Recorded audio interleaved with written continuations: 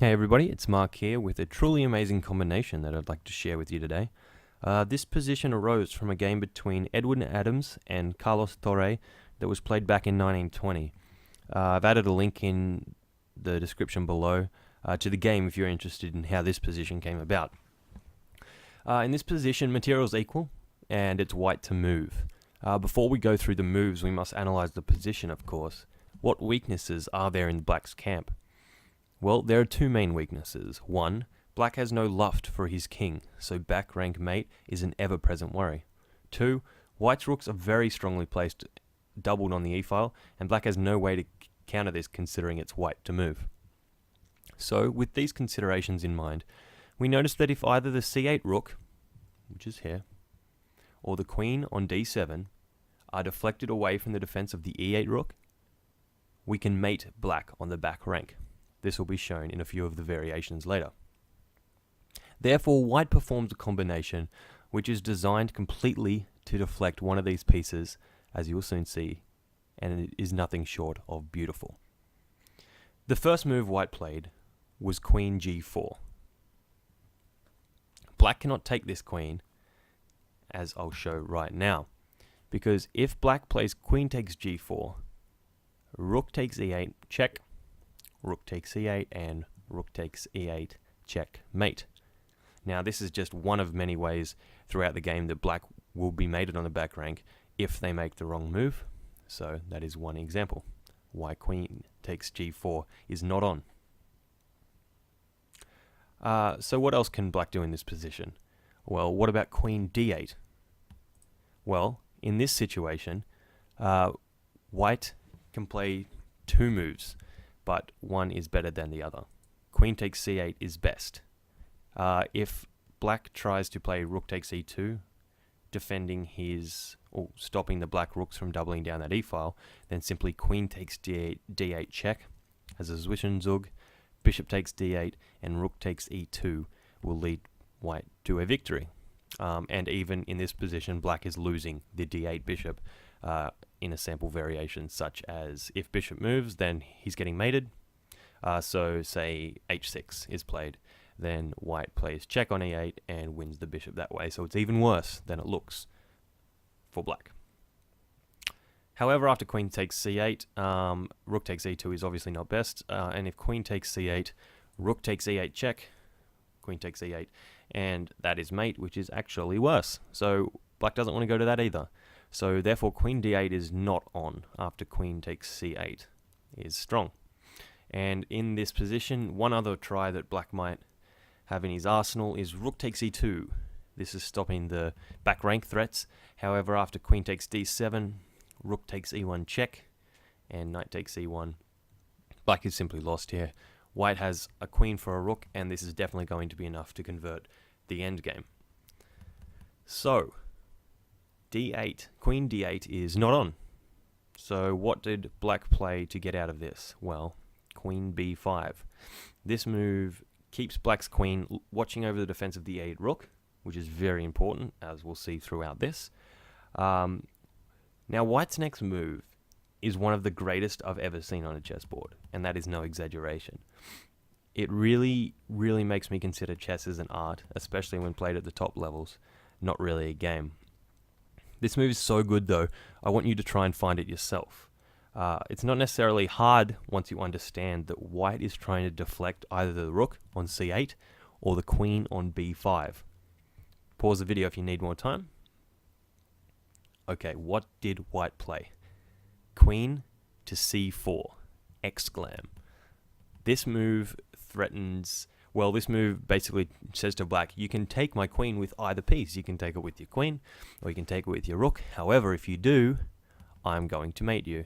Rook takes c4, rook takes c8, queen takes c8, rook takes c8, mate. And if queen takes c4 instead, the exact same combination on the back rank, and black loses. So after queen c4, another try in this situation is rook takes e2. What happens here? Well, black is still going to lose on the back rank. Queen takes c8 check. Now, Black can block on e8 with either the queen or the rook. It doesn't matter, they're still getting mated. One takes a few extra moves, but it's not difficult to see. Rook takes e8, rook to e8, rook takes e8, check, queen takes e8, and queen takes e8 is mate. And in this position, after queen takes c8 check, we have queen to e8. It's one move slower for white, but it's still mate in 5. So, queen to c4, very strong move. Now, you might be thinking, in the previous position, well, Mark, if we just want to get the black queen away from the a4, e8 diagonal, because that way we could mate black in 3 moves, why don't we just play a4 in this position? Surely that makes it work. Unfortunately, black has a nice way to actually be winning the match. Queen takes e2. Now, this is really bad for white, as rook takes e2 is not possible because of rook from c8 to c1 check, rook e1, rook takes c1, knight takes e1, rook takes e1, and we're getting mated how we want to be mating black. So no, this is not possible.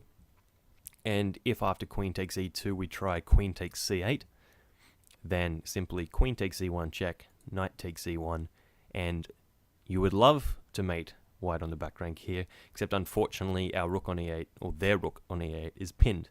So simply rook takes c8, and black is up a rook.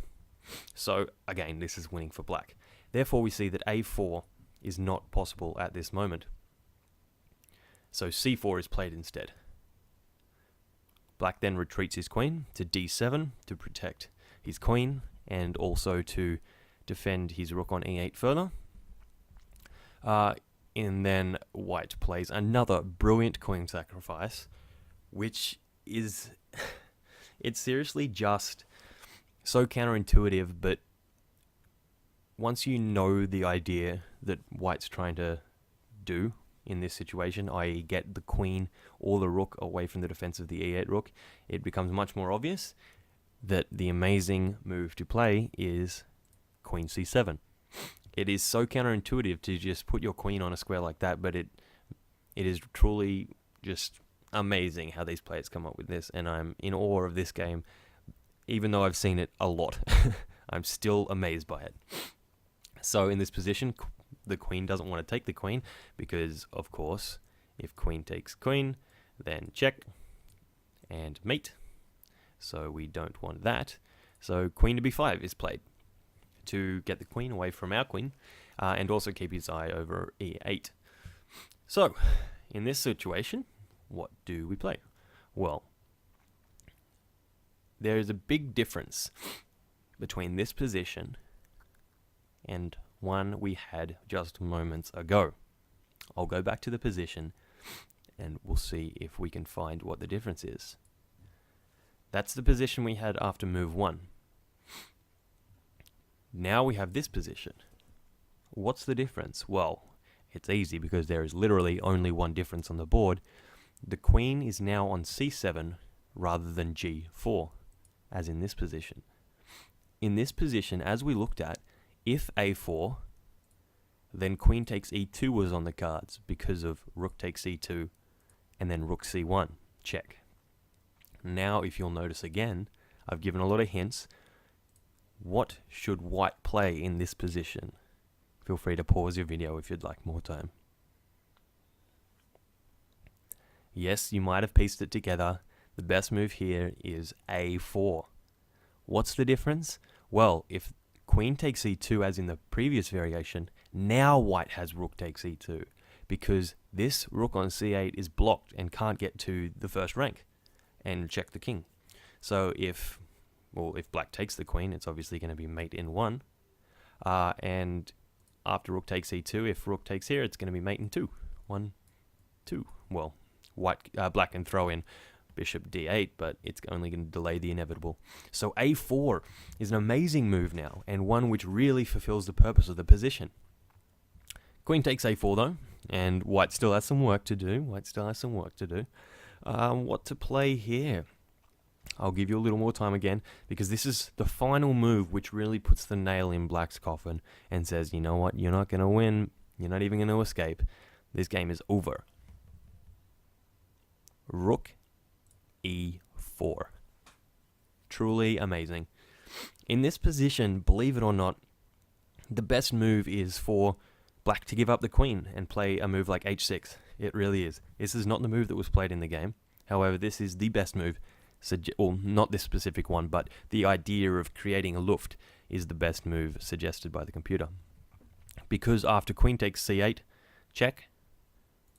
Queen takes e4. Not check up here, but queen takes e4. Queen takes e8, check. And white is up a rook, and will be in many variations, such as after h6 if and queen takes c8. There is, if rook takes c8, rook a4, and white is up a rook again, in a different way, but they're still up a rook. However, it's important to note here after h6 that white doesn't make the big mistake of playing rook takes a4.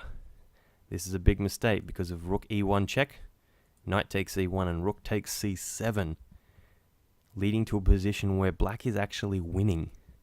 Because if rook takes a5, bishop takes b2, and black's up a pawn, now it's not necessarily going to be a one-end game, but it's a position where black got let off the hook from a white inaccuracy. So after this, rook takes a4 is no good. Queen takes c8 is the move to retain the advantage, and that is the best move technically, but it won't really save black. So h6 won't save black, so they've got to try something else surely. And that's why after rook e4, instead of h6, queen b5 was played. Now you've got to keep your eye on the e8 rook, as always, which is a common theme in this combination. And black has one more move to survive, and they can't do it because white has seen far enough. Queen takes b7, puts the nail in the coffin for black. Black has no more squares on the a4, e8 diagonal for his queen. c6 is covered by both the pawn and the queen. d7 is covered by the queen. b5 right now is covered by the queen, and black of course can't take because of back rank threats. And a4 is covered by the rook. Now, Mark, didn't you say that rook a4 wasn't possible a moment ago? Why can't queen a4 be played? Well, because in this situation, the queen is on b7 and not c7, and therefore not attacked. If you remember, back in this situation after h6, rook takes a4 wasn't possible because after rook takes e1 check, knight takes e1, the queen was hanging. In this situation, rook takes a4 is possible. The reason? Rook e1 check, knight takes e1, and the queen on b7 is not hanging, and black is simply down a queen and losing. So in this situation, after queen takes b7, black resigned. Well, thank you for watching. I hope you enjoyed the end of this game as much as I did. It's always a pleasure to review it, and it's very instructive for me. If you like this sort of video, please like and subscribe it, and share it if you want. I'll be releasing these kinds of videos on a consistent basis from henceforth, and be sure to check out the full game that I've linked in the description. Thanks very much.